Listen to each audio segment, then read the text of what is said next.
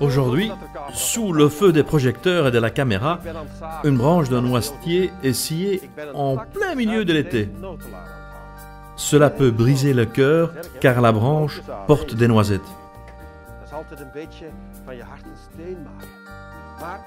Si on taillait un tel noisetier en hiver, on risquerait de le tuer, surtout si de grosses branches étaient enlevées. Même la taille d'une fine branche en hiver occasionne un écoulement constant de sève pendant des semaines.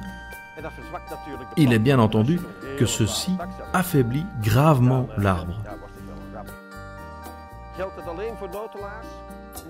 Si l'on coupe de grosses branches, on signe généralement l'arrêt de mort du noisetier. Ceci n'est pas uniquement le cas des noisetiers. La sève continue de couler tout au long de l'hiver dans les bouleaux et dans certains érables. Cependant, on peut tailler tous les arbres en été, également le pommier et le poirier. Ce n'est néfaste pour aucun arbre pour la simple raison qu'il y a beaucoup de feuilles sur les arbres en été.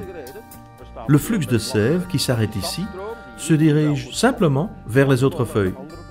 Et cette blessure, comme on peut le voir, reste totalement sèche.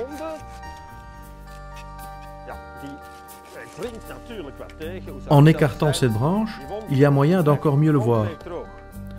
On a commencé à scier ici, et pas près du tronc, car sinon la branche commencerait à se déchirer sous son poids. Ceci ne serait de nouveau pas bon pour la santé de l'arbre. Si l'on continue à scier, on voit que la branche, sous son propre poids, va entraîner cette partie.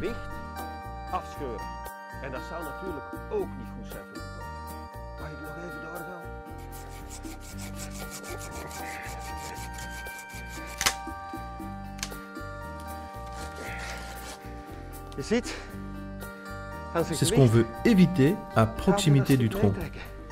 Il faut maintenant veiller à rester à une certaine distance du tronc, car une telle branche s'y enracine toujours.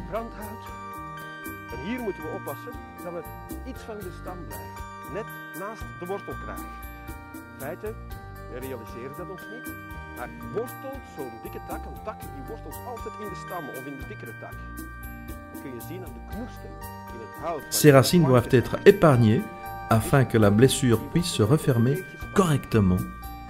Une encoche est faite au-dessous pour éviter que la branche se déchire. Ceci fait, on peut voir qu'aucune tache d'humidité n'apparaît. Il est permis de s'interroger sur l'utilité de recouvrir l'entaille d'un produit protecteur. En fait, c'est inutile. L'arbre va s'en charger lui-même. Et le bois des racines est fort dur, de telle sorte que les moisissures n'y ont pas prise.